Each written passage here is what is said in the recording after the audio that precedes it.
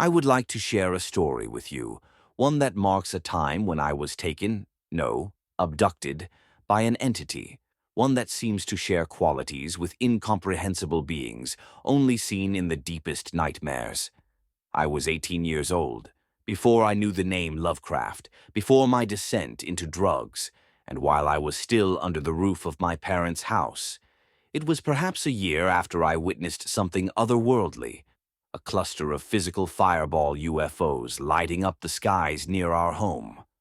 What followed was an experience that has stayed with me ever since. Pay close attention. It was between 8 and 9 p.m.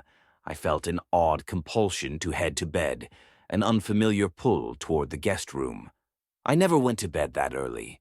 It simply wasn't in my nature. But this time it was different. I was drawn to it as if something was waiting. The first time I lay down, I stretched out on my back. I remember thinking how strange it was. I never fall asleep on my back, and yet here I was on the edge of slumber, sinking into that twilight between consciousness and sleep. A peaceful drift began, but then it was shattered.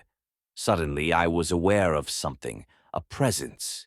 It was as though fingers, cold, unmistakable fingers, were placed firmly on both of my shoulders.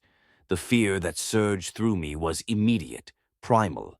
I shot up from the bed, dashed to the light switch, and frantically searched the room for something, anything, to explain what I had felt. But there was nothing. No shadow, no figure, no cause for the sensation that had jolted me awake. With my heart pounding and dread creeping in, I tried to dismiss it. I decided to lie back down, though my nerves were frayed.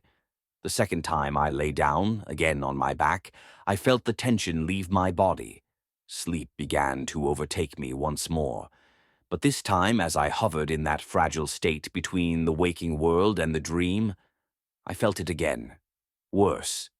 Two long, impossibly cold fingers rested lightly on my eyelids. They didn't push, but their presence was undeniable, terrifying. I bolted upright once again, scrambling to switch the light on. The room remained as it had been, empty. Yet the feeling that something else was in that room with me gnawed at my mind. What was in here? What was touching me? Despite my growing fear, I forced myself to return to the bed for a third time, and that's when it happened. The moment my back hit the mattress, something beyond comprehension occurred. A crack, a rift, opened above me. In an instant, I was no longer lying in bed, but was being pulled upward, out of my body, into a place I can only describe as a living, conscious parallel dimension. The air was alive with energy, and I was consumed by a descending mass of biomechanical tentacles, their form shifting between flesh and tech, pulsating with electricity and flashes of lightning. At that moment, I understood that the entity responsible for this abduction was the entire dimension, an unfathomably vast black void. In its center churned a colossal storm of swirling black clouds, alive with slithering tentacles and eyes. So many eyes.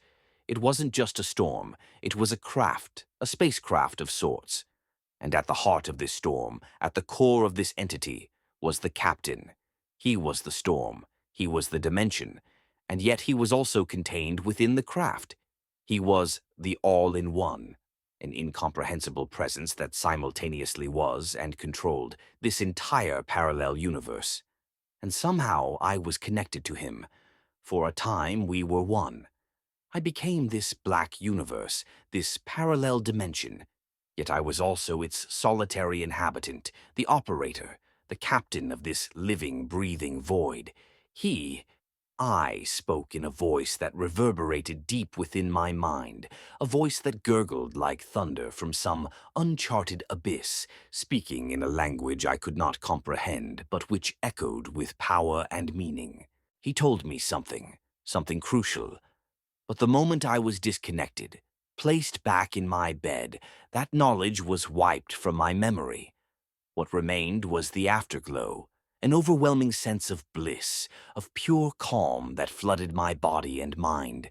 I had been taken, abducted, And yet I was left with nothing but serenity, as though the encounter was meant to leave me changed in a way I could not yet understand.